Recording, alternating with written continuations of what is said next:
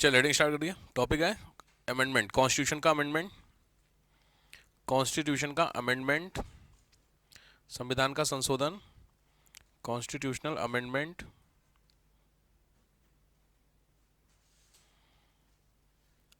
Obvious बात है amendment की हमें जरूरत पड़ती ही है। क्यों पड़ती है जरूरत आप समझेंगे। पहला तो क्वेश्चन इस पे बनता है, why we need amendment. Why we need a amendment, हमें अमेंडमेंट की आवश्यकता क्यों है। तो उसके पीछे तीन चार चीजें। नंबर एक, टू टैकल द प्रॉब्लम, तो deal with the problems, problems के साथ रहने के लिए, डील करने के लिए। दूसरा, टू फेस द चैलेंजेस, चुनौतियों का सामना करने के लिए। थर्ड, तो डील विद द चेंजेस, बदलाव से डील करने के लिए।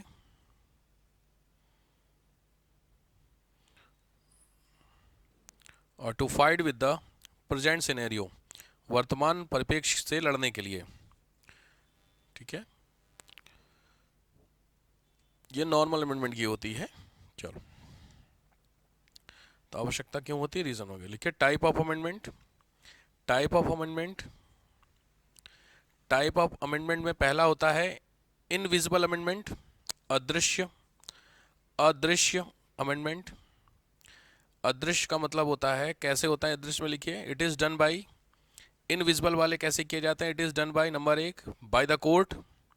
कोर्ट भी कई बार रिफॉर्म करता है ये चीजों को लेकर के, तो बाय द कोर्ट। दूसरा, changement in the traditions, change in the traditions, परंपराओं में बदलाव करके। परंपराओं में बदलाव करके भी चेंज किया जाता है। परंपराओं में भी बदलाव करके चेंज किया जाता है। परंपराओं में बदलाव करके किया जाता है। ठीक है, चलो लिखो next point. But all these type of, but in this type of amendment, इस तरीके के बदलाव में, इस तरह के बदलाव में, the language of constitution, the language of constitution is not change, संविधान की भाषा नहीं बदलती, भाषा नहीं बदलती। But court provide a new meaning, court provide a new meaning, court एक नया अर्थ देता है। Court provide a new meaning. ठीक है, दूसरा ये विजिबल, विजिबल प्रोसेस या विजिबल अमेंडमेंट, दृश्य बदलाव। विजिबल अमेंडमेंट या दृश्य बदलाव, तो विजिबल अमेंडमेंट में होता है नंबर एक, गुड मॉर्निंग जी, विजिबल में क्या होता है, ये एक इंपॉर्टेंट है, लिखो।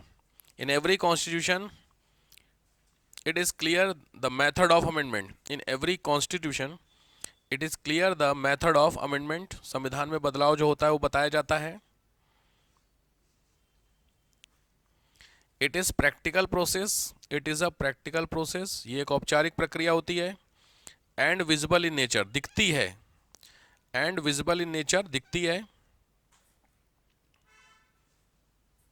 next point, it is the best method to deal with the problem, नई समस्याओं का सामना करने के लिए सबसे अच्छी तरीका होता है। नई समस्याओं का सामना करने के लिए सबसे बेहतर तरीका है, बेस्ट मेथड है। Next, to deal with the problems, new problems. Next, in Indian constitution 3 type of amendment is given, भारतीय संविधान में 3 तरीके के संशोधन दिए गए हैं। इन Indian constitution 3 type of amendment is given, 3 तरीके के संशोधन दिए गए हैं। 3 type of amendment.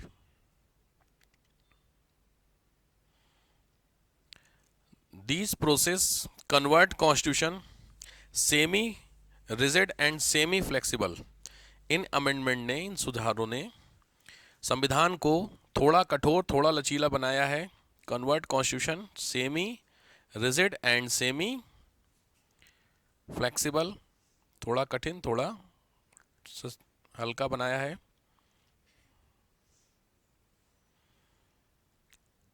In spite of India is a federal country, हालांकि भारत एक संघीय राज्य है, हालांकि भारत एक संघीय राज्य है। But amendment act can be taken या can be bring in one house only, can be bring in parliament only. हालांकि भारत एक परिसंघ है, हालांकि भारत एक परिसंघ है, लेकिन संशोधन की प्रोसेस, संशोधन की प्रक्रिया केवल संसद में लाई जा सकती है। In spite of India is a federal country, the process of amendment can be या can bring only in parliament, केवल संसद में ही ला सकते हैं, क्योंकि फेडरल का मैंने बताया था ना कि दोनों को पावर दी गई है, बट इस तरीके से ला सकते हैं। चलो अब पहली हेडिंग लिखो टाइप में। नंबर 1, नॉर्मल अमेंडमेंट या amendment by the normal majority, simple majority, साधारण बहुमत से किया गया अमेंडमेंट, साधारण बहुमत से किया गया बदलाव, हल्की तरीके से जो बदलाव किया जाता है उसकी बात करते हैं, साधारण तरीके से किया गया बदलाव। तो पहले तो समझते हैं प्रोविजन कौन कौन से होते हैं। लिखो, there are 2 provision for this, 2 तरीके के प्रावधान हैं, 2 तरीके के प्रावधान हैं सिंपल मेजॉरिटी के लिए। Number 1, where language of constitution is not change, where language of constitution is not change but change in the law, जहां संविधान की भाषा नहीं बदलती है लेकिन कानून बदल जाता है,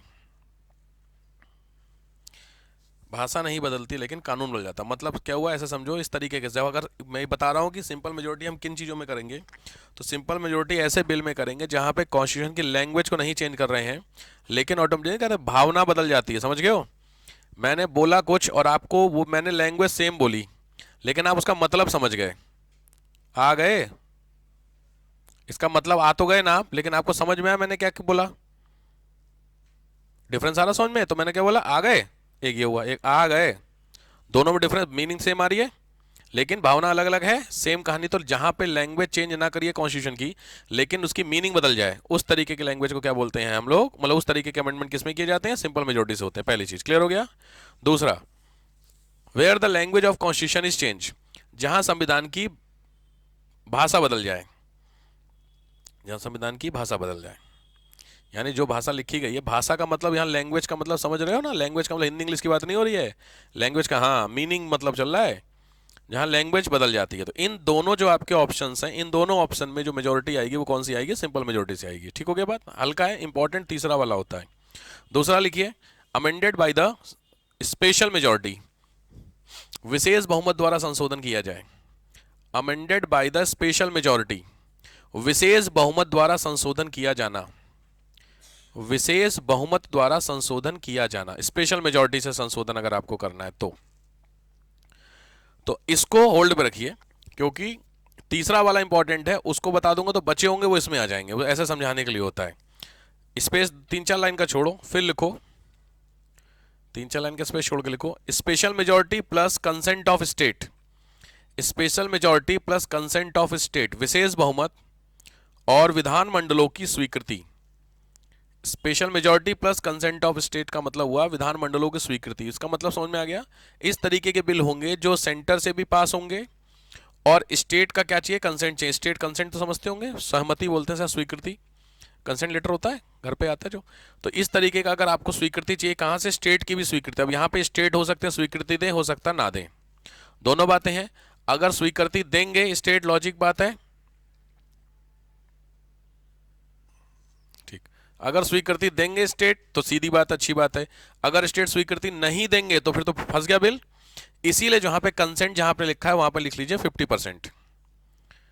समझ गए हिसाब किताब, यानी 50% से ज्यादा स्टेट अगर हाँ बोल देंगे तो माना जाएगा कि स्टेट ने पास कर दिया। हिसाब समझ आया। तो अभी हमारे यहाँ 28 स्टेट हैं, 28 स्टेट से पूछा जाएगा, 14 से ज्यादा स्टेट अगर बोल देंगे हाँ ठीक है, तो अगर 12-13 स्टेट मना भी करते तो भी चलेगा। क्लियर हुआ। तो इसमें लॉजिक बात है, कॉमन सेंस ये कहता है कि इसमें उस तरीके के बिल आएंगे जिस बिल से स्टेट के ऊपर भी इंपैक्ट होगा। भाई सिंपल है, पड़ोसी क्या क्या खाना बनेगा तुमसे पूछा जाता है, तुम्हारे यहाँ क्या बनेगा वो पड़ोसी से पूछा जाता है नहीं, लेकिन पड़ोसी अपनी दीवार को खटपट खटपट कर रहा है, या उस दीवार को बड़ा करने की सोच रहा है, या उस दीवार को बोल रहा मैं तो गिराऊंगा, तो पड़ोसी की दीवार और तुम्हारी दीवार सेम है ना, आप भाई लॉजिक है, तो अगर आपके उसके बोले वो दीवार गिराएगा तो आप बोले कोई दिक्कत नहीं, तो गिरा, बट सेम दीवार है तो तुम्हारी भी तो गिरी। तो क्या तुमसे पूछना जरूरी है? सिंपल बात है कि जब केवल आप तक बात रहेगी तो कोई जरूरत नहीं है, लेकिन जब इंडिया के लोग के ऊपर बात चली जाए, इंडिया के लोग का मतलब है जब सेंटर सेंटर की बात है तो सेंटर से सिंपल मेजोरिटी है। लेकिन जब कोई भी ऐसी बात जिसका इंपैक्ट स्टेट के ऊपर भी पड़े तो ऑब्वियस बात है स्टेट से पूछना चाहिए कि नहीं। सबसे इंपॉर्टेंट एक एग्जांपल इसका ले लीजिए, प्रेसिडेंट। प्रेसिडेंट की पावर बढ़ानी है फॉर एग्जांपल, इसके लिए कोई बिल आ रहा, तो प्रेसिडेंट की पावर बढ़ेगी तो उसमें नुकसान किसका होगा? स्टेट का भी। भाई प्रेसिडेंट की जो पावर बढ़ेगी तो उसमें स्टेट भी तो इंक्लूड है ना, प्रेसिडेंशियल हेड होता ना भाई इंडिया का प्रेसिडेंट, स्टेट हेड। तो लॉजिक बात है, अगर एग्जीक्यूटिव हेड है वो, तो लॉजिक है पूछना बनता है कि नहीं बनता है। तो इस तरीके के बहुत सारे सब्जेक्ट होते हैं जिन सब्जेक्ट पे स्टेट से कंसेंट लेना जरूरी होता है। ठीक हो गई बात? लिखिए मैं आपको देता हूं प्रोविजंस, प्रावधान कौन कौन से हैं। कल वाली कहानी हो गई लिखने उखने के लिए जो भी दिया हुआ था आप लोगों को अभी तक जितना है, क्योंकि मैं आपको अब एक लंबा होमवर्क दूंगा आज। लंबा का मतलब है मैं सारे आपको कमीशंस लिखाऊंगा कौन कौन से हैं जो आपको कवर करने हैं। ठीक है, 3 से 4 दिन लगेंगे आपको कम से कम, मेरे हिसाब से 25 कमीशन तो होंगे, समझ रहे हो, क्योंकि वो फालतू चीज़ मैंने, क्योंकि समझ सबका से आप जैसे SC ST कमीशन है। अब SC ST कमीशन का काम आपको पता है ना क्या है? नाम क्या है? SC ST कमीशन, समझ गया क्या होगा? इसी तरीके से वुमेन कमीशन, कुछ को समझ में आ रहा है? आपको जो पढ़ना होता है वो पढ़ना होता है इनके स्ट्रक्चर, कौन चेयरमैन है, नहीं चेयरमैन प्लस कितने मेंबर फला फला करके, वो आपको आसानी से अवेलेबल होगा। बस आपको चाहिए कमीशन का नाम, समझ गया? तो कमीशन का नाम अभी जब क्लास खत्म करूंगा तो मैं आपको लिखा दूंगा, तो लंबा 3 4 दिन का होमवर्क मानिए उसको। ठीक है, और चाहिए भाई देखो सिर, क्योंकि अगर मंडे से हम लोग स्टार्ट करने की सोच रहे हैं इकॉनमी, तो लॉजिक बात है आप अगर नहीं कवर करेंगे, ये चीज़ मैंने कल भी समझाई थी आपको, तो कल जाके पढ़ाई की थोड़ी बहुत, ज्ञान देने के बाद मेरे द्वारा कुछ पढ़ाई हुई घर पे। एक तो बाकी लोग हैं कहाँ आज? क्या हो गया?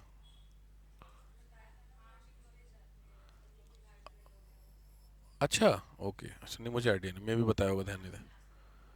और रास्ते में ही है, तो क्लास खत्म होते तक तो आ ही जाएगी। तुम लोग जल्दी क्यों नहीं निकलते हो घर से, मुझे समझ में नहीं आता है। अरे तुम 7 बजे निकलो।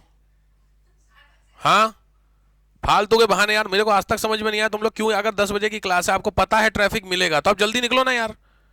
भाई कॉमन सेंस है भाई, मेरी बात समझ रहे हो? अगर आपको आप 9 बजे निकलो, आपको 9 बजे ट्रैफिक मिलता है, 8:30 पे निकलो, 8 बजे निकलो, क्या दिक्कत है? मैंने बोला एकेडमी तो ओपन हो जा रही ना 8 बजे, बात समझ रहे हो? नहीं ओपन हो रही, सीढ़ी है, स्टेयर्स पे बैठ के पढ़ाई कर सकते। अब इसमें नुकसान क्या होगा अगर क्लास छूट रही? अब आप सोचो किसका नुकसान है, बात समझ रहे हो? भाई घर पे आप कहीं जॉब पे जाते हैं समथिंग समझ में आता है, बट अगर आप घर पे फ्री हैं और निकलना ही है आपको है 9 बजे, तो यार 7 बजे निकल जाना भाई, इतना कौन सा ट्रैफिक है? 7 बजे से आप पैदल भी चलोगे तो एकेडमी 10 बजे आ ही जाओगे। रियलिटी तो यही है कि नहीं है? तो मेरे को आज तक समझ में नहीं आया लेट होना, पता नहीं कैसे आप लोगों को लेट होना पसंद आता है, मेरे को बहुत गंदा लगता है लेट होना। मैं बहुत बदनाम हूँ अपनी फैमिली में भी, रिश्तेदारी में भी, फंक्शन में। सोचो जिनका फंक्शन है होस्ट वो खुद नहीं आते उतने बजे, बिली मानी कसम से बता रहा हूँ। मैं भी यहीं पे उनका बर्थडे फंक्शन था, बिटिया का उनका बर्थडे, तो उन्होंने 8 बजे इनवाइट किया, मैं 8 बजे पहुंच गया और देखा वो खाली पड़ा पूरा।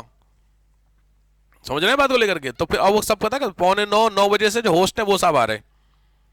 अब वो आए कह रहे आप बड़े जल्दी आ गए, हम क्या बेवकूफ आदमी है यार, टाइम जितने बचे को उतना। अब मेरी आदत में ना शुरू से मेरी पंक्चुअलिटी की इतनी गंदी, सरस्वती वालों ने आदत डाल दी ना, सरस्वती विद्या मंदिर वाला से, इतनी गंदी आदत पंक्चुअलिटी की पड़ गई मेरी। अब क्लास देखते हो 10 बजे स्टार्ट कर देता हूँ मैं, एक बंदा मेरे को लगता है क्या करूँ, खाली बैठे बैठे कुछ काम करें, शुरू करो पढ़ाई। समझ रहे हो बात को लेकर के? तो ये यार भाई देखो, आइए जी आप भी बैठिए। ट्रैफिक का देखो, उसी पे भी ज्ञान दे रहा हूँ मैं, ट्रैफिक का, ट्रैफिक वही वाला यूटर्न।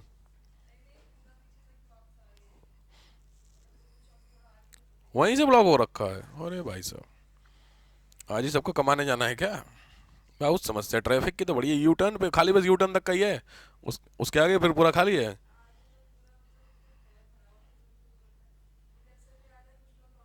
उधर से जो आने को कनावनी वाला ना, एक तो इंडिया में ना, वो एक वो 2 पत्थर हटा दिए और रास्ता खुल गया है, वो उधर से बाइक बीच में लगा दे रहे हैं सब।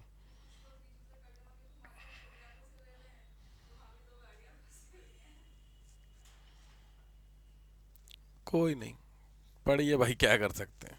यही दशा आपको सुधारनी है, अगर कुछ आप बन जाते हैं तो यही। आज मैंने काफ़ी वीडियो शूट की हैं, यूपीपीसीएस का नोटिफिकेशन आया है वो भी मैंने शूट कर दिया, सब बता दिया है उस वीडियो में। करंट अफेयर भी अपलोड हो गया है, अपडेट हो गया है, मैपिंग वाला भी हो गया, सब हो गया। ठीक है, तो सुबह 8 बजे साथ यही चल रहा है मेरा आज काम, देखो बैठे बैठे 2 घंटे से। तो वीडियो जब जाएंगी भाई जरा उस पर, ठीक है, तो थोड़ा कोशिश कीजिए ध्यान से कवर करते चलो भाई, नहीं तो फिर थोड़ी सी समस्या हो जाएगी आप लोगों को, ठीक है। एक मिनट लिखो, स्पेशल प्रोविजन में कौन कौन से प्रोविजंस हैं इसमें। तो पहला लिखिए आर्टिकल 54। आर्टिकल 54 प्रेसिडेंशियल इलेक्शन, राष्ट्रपति का चुनाव। प्रेसिडेंशियल इलेक्शन, राष्ट्रपति का चुनाव। राष्ट्रपति का चुनाव समझ गए। इसका मतलब अगर प्रेसिडेंशियल इलेक्शन में हम कोई चेंजमेंट करना चाहेंगे तो ऑब्वियस बात है किससे पूछना पड़ेगा, स्टेट से पूछना। सही बात है, क्योंकि प्रेसिडेंट इलेक्शन में पार्टिसिपेशन में क्या स्टेट का रोल है? प्रेसिडेंट के इलेक्शन में क्या स्टेट का कोई रोल है? हाँ ना, कहां पर स्टेट का रोल है? स्टेट का रोल प्रेसिडेंशियल इलेक्शन में कहां पर है? अरे हद हो गई भाई साहब, तुम लोग का ना बड़ा दुर्गति हो रही है, मैं देख रहा हूं। कहां रोल है? अरे सही नहीं पता? अरे बकलोलो, एमएलए आता नहीं है इसमें वोट देने के लिए प्रेसिडेंशियल इलेक्शन में, याद है? एमपी प्लस एमएलए वोट दे रहे थे, तो एमएलए कहां से गए हैं फिर? तो रोल हो नहीं गया? हद हो गई है यार तुम लोग को ना। मुझे समझ में आ रहा है वो लड़की वाला जो एक कहते हैं ना, वो जो सीमा, वो मेरे को बंद करनी पड़ेगी। तुमको ना स्टूडेंट की तरह डील करना पड़ेगा। तुम लोग ना गड़बड़ा रहे हो काम, और मेरी ना रिस्पॉन्सिबिलिटी बन जाती है आपकी गड़बड़ी को सही करूं मैं। डंडा करना पड़ेगा। रुको रुको, तो मुझे लगा अब तक तो अब खत्म हो रही पॉलिटी तुम्हारी, और तुमको प्रेसिडेंट का रोल समझ में नहीं आ रहा कि कहाँ है। मत करो ऐसा, नुकसान करोगे, अपना नुकसान आप कर लोगे। बात को समझिए, मैं बार बार नहीं समझाऊंगा इस चीज को। Article 55, article 55 presidential election process, presidential election process, राष्ट्रपति के निर्वाचन की रीति। प्रोसेस याद है क्या नाम था? सिंगल ट्रांसफरेबल, और एक और दो वर्ड थे। सिंगल ट्रांसफरेबल था। प्रेसिडेंशियल इलेक्शन की प्रोसेस का नाम आपको कुछ बताया गया था? क्या नाम था प्रोसेस का? हाँ, प्रोसेस का नाम इनडायरेक्ट प्रोसेस तो ठीक है।